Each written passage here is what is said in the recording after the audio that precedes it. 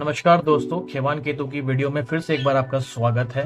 और अभी कुछ दिनों पहले ही मैं इंटरनेशनल बुक फेयर से वापस आया हूँ, मतलब घूम फिर के काफ़ी बहुत अच्छा था। खैर अब तो ख़त्म हो गया है, अगले साल इसका भी वेट रहेगा दोबारा से। तो वहाँ पे एक इस्लामिक सेक्शन था, तो मुझे लगा कि अगर मुझे इस्लाम की कोई भी नॉलेज चाहिए तो यहाँ पे जो मौलाना बैठे हैं या फिर जो लोग बैठे हैं उनको बेहतर पता होगा। तो मैं उनके पास चला गया और उन्होंने मुझे बहुत अच्छे से ट्रीट करा और मतलब काफ़ी कुछ नॉलेजेबल बातें बताई इस्लाम के बारे में। तो मैंने उनसे पूछा कि अगर मुझे इस्लाम को सही तरीके से समझना है तो मैं कैसे समझूं, क्योंकि ऑलरेडी मैं कुरान को परचेज़ कर चुका हूं, सही अल बुखारी को परचेज़ कर चुका हूं, इंजिल को परचेज़ कर चुका हूं, तोरा को परचेज़ कर चुका हूं और उसको पढ़ना मैंने स्टार्ट कर दिया है। लेकिन इसके अलावा भी मैं और कैसे डीपली इस्लाम के मज़हब को समझ सकता हूँ और मतलब जान सकता हूँ। तो वहाँ पे एक मौलाना बैठे हुए थे, तो उन्होंने मुझे मेरी बातों को मतलब काफ़ी रिस्पेक्ट दी और मतलब मुझे बिठाया। और और मैं सही बताऊँ, मेरा काफ़ी अच्छा एक्सपीरियंस था। इसके साथ साथ उन्होंने कुछ बुक्स मुझे रिकमेंड करी, तो ये बुक्स वो थी। ठीक है, तो इस बुक का नाम है सीरत मुस्तफ़ा, साथ में तकलीफ ना दीजिए और एक ये मीठे बोल। इन्होंने मुझे ये बुक्स दी। खैर ये बुक्स तो दोनों मुझे उन्होंने तोहफे के तौर पे फ्री में दी। इस बुक की आई थिंक कॉस्ट थी something around I think 190 rupees थी। और उन्होंने मुझे काफ़ी मतलब रिस्पेक्ट के साथ बिठाया और मतलब मेरी बातों को बहुत अच्छे से समझा। उन्होंने मेरे धर्म की रिस्पेक्ट करी, मैंने उनके मज़हब की रिस्पेक्ट करी।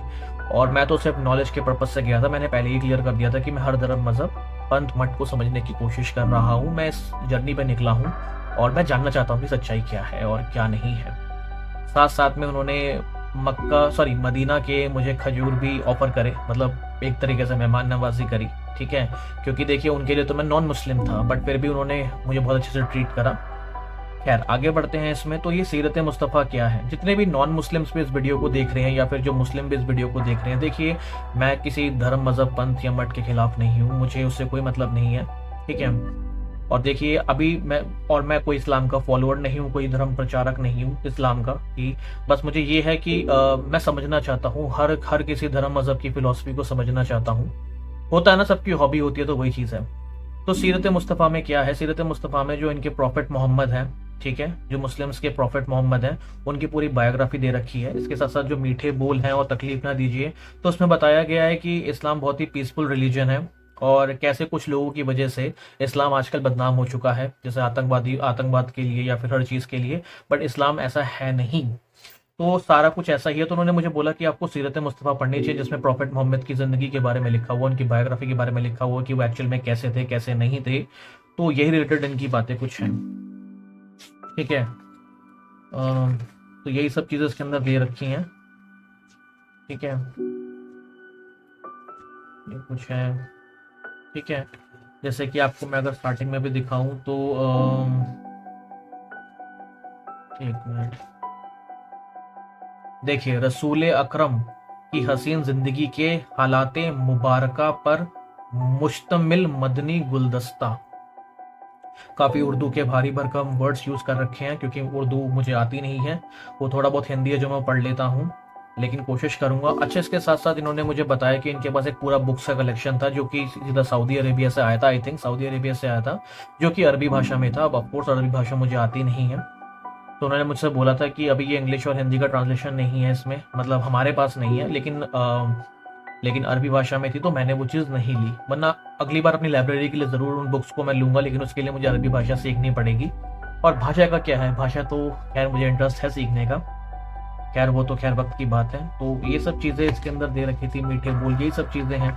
तो काफ़ी अच्छा एक्सपीरियंस था। ठीक है, और काफ़ी देर मैंने उनसे बात करी, चर्चा करी, काफ़ी कुछ उन्होंने नॉलेजेबल बातें बताई इस्लाम के बारे में जो मुझे इंटरनेट पे नहीं मिली। वही वाली बात है ना, अगर किसी धर्म, मज़हब, पंथ या मठ को समझना है तो हमेशा उस शख्स के पास जाओ जो जिसको प्रैक्टिस करता है, क्योंकि वही तुम्हें बेहतरीन तरीके से बता सकता है।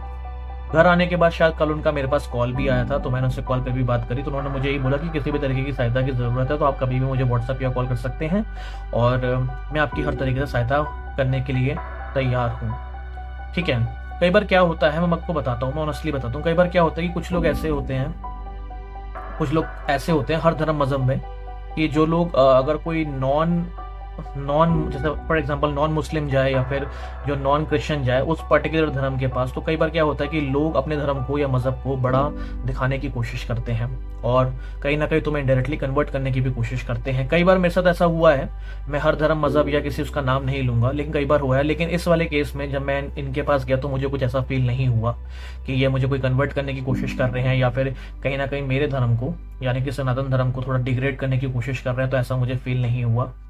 और लेकिन कई बार क्या हुआ है, कुछ कुछ केसेस में मुझे ऐसा फील हुआ है कि लोग कहीं ना कहीं अपने धर्म को या मज़हब को या फिर अपने पंथ को ऊपर रखने की कोशिश करते हैं और चीज़ों से। बट खैर, जिस जर्नी में मैं निकला हूँ ये सब तो मुझे सहना पड़ेगा, टॉलरेट करना पड़ेगा और इन चीज़ों पे ध्यान देने की शायद शायद मुझे ज़रूरत नहीं है, क्योंकि मुझे पता है कि मेरा मार्ग क्या है और मैं उसी मार्ग पे चल रहा हूँ और मेरा मार्ग बिल्कुल सही है। तो ये सब चीज़ें तो होनी ही हैं। अगर आप भी इस मार्ग पे चल रहे हो तो प्लीज़ एक्सपेक्ट करना कि आपके साथ भी ये चीज़ हो सकती है, लेकिन आपको इन सब चीज़ों को इग्नोर करके निकलना है। ठीक है?